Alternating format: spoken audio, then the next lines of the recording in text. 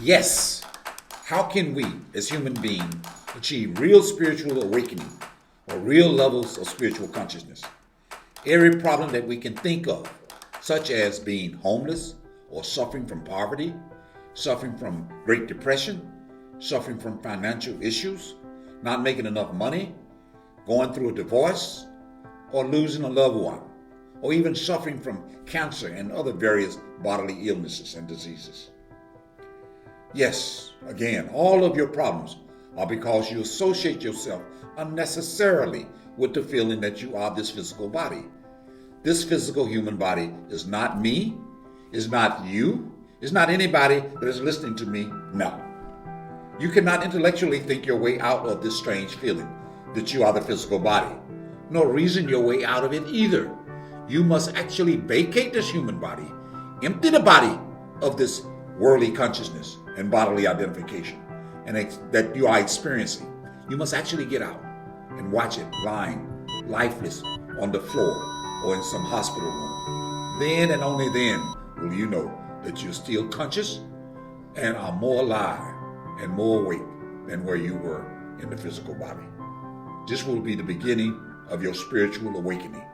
These words, spiritual awakening and spiritual levels of consciousness, can be used interchangeably.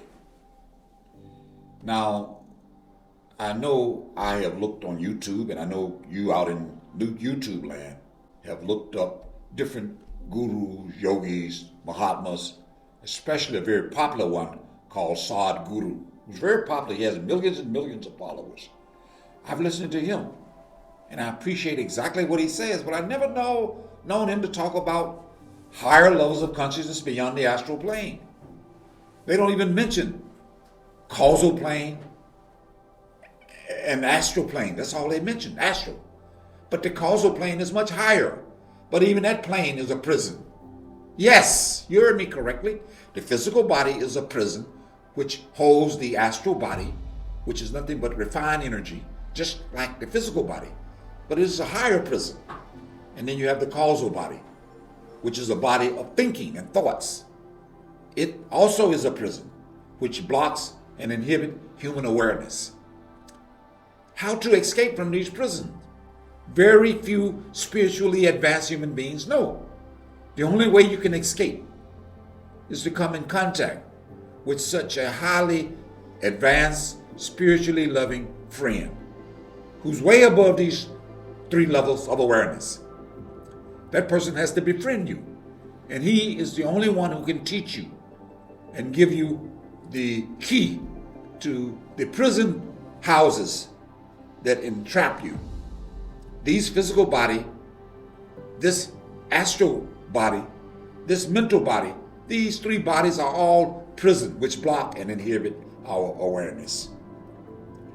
You have to get rid of them or shed them. Yes, you hear me correctly, you have to die. But when you die and get out, you're not really dead. You're more consciously aware than you are while in this physical, gross human body.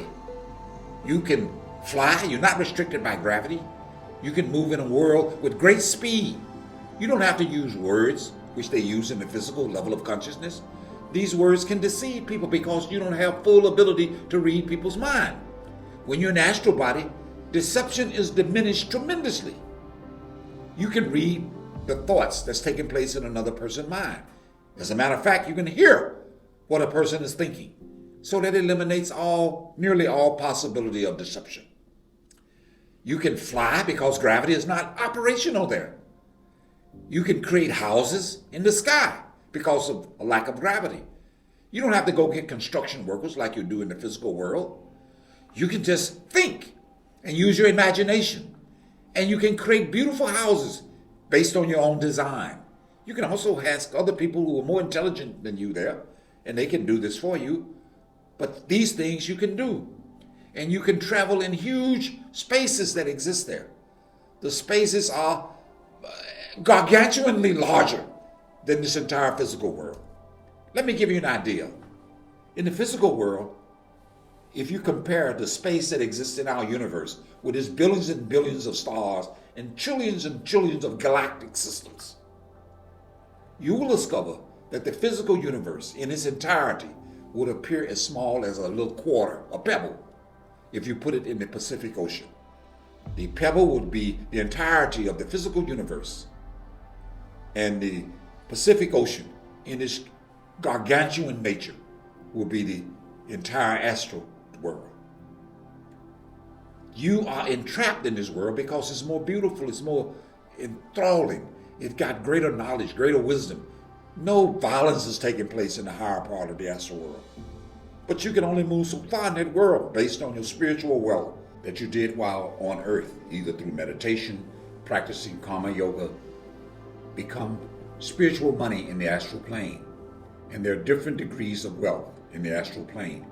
If you did an enormous amount of good action on earth, or a lot of meditation with love and devotion, you can become extremely wealthy in the astral plane. And this spiritual money or astral money can take you very far into the astral world. The astral world is enormously huge, gargantuanly large, much larger than the physical world, as I expressed earlier. Now, this currency, if you're extremely wealthy, if you are astral billionaire, you can go and visit even the God in that world, who sit in the central part, surrounded by perhaps 1,000 lights. Each light is extremely powerful. Only a few people can enter that sacred region. He's the president of that world, just like we have a president on earth. Not everybody can go visit the president on earth. You have to have permission. And if you know someone who can take you to see that president will give you great respect. The president has so much power, he can just look and think. Galaxies, billions of galaxies are created in our physical universe. He controls all of the life forms on earth, including all of the species, human beings, who they marry, what racial group they'll be born in, how long they're going to live, etc., etc. He has so much power based on our karma, which is action, cause, and effect. He holds all of that in his hand. He does not want anybody to leave his region. But there are a few people who escape and they go into the next stage. Now, this astral world is fantastic. Nobody really wants to leave it because you are indeed in heaven. I'm talking about the higher part. The lower part of the astral world got all of the hells. We don't want to discuss that. That's revolting and disgusting. Let's discuss the higher part of the astral world. As you try to cross that space with your spiritual money, even though you may have billions of dollars, you'll eventually run out. You have to accumulate more wealth through great meditation with love and devotion, or with great love and mercy from your teacher who's higher than that world.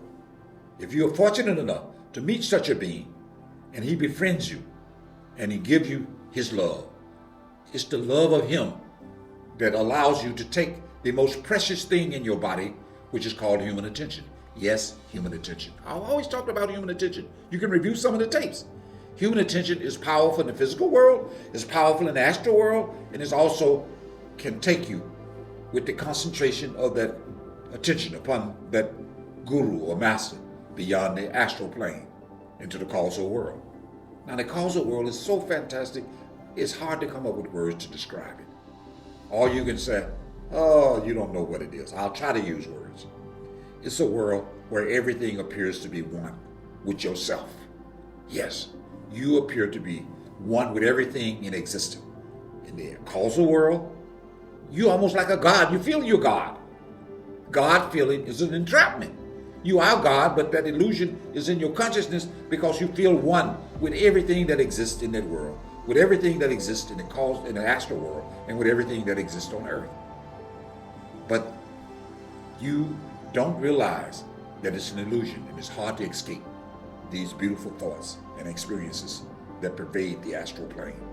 Everything is lit up in that world too, just like in the astral plane. That world is much larger than the astral world. The physical world is small compared with the astral plane, and the astral plane in its entirety, even though much larger than the physical universe, is small compared with the causal world. Now, in order to cross that world, you have to be blessed with the love and the affection of your friend that you develop on earth. And that friend is called a perfect living master. He is a guru. He's a Saint Sadhguru, a perfect being as perfect as God himself. And he had to find himself a being with his good fortune and with his good karma on earth where he met such a perfect master. And that master took him stage by stage through the astral plane, the causal plane, and through the much higher world that goes beyond the world of the causal plane. It's hard for me to come up with any words because the soul doesn't have any words. The soul only can feel intensified love, unconditional love coming from his guru. And his guru can take him to the highest level of consciousness, the highest state of awakeness that exists. He discovers, with the help and love and care of his guru, that he becomes identical with his guru. Not separate, but he merges and becomes one with his guru. And there's no distinction whatsoever. He merges into his guru, and he has the same awareness, power, love, bliss, and everlasting happiness that is available that only the Creator has. And at this time, if you have any question, I would like for you to push your like, subscribe, become a follower, and spread this message. So goodbye and good luck. And I enjoyed talking to you. Thank you.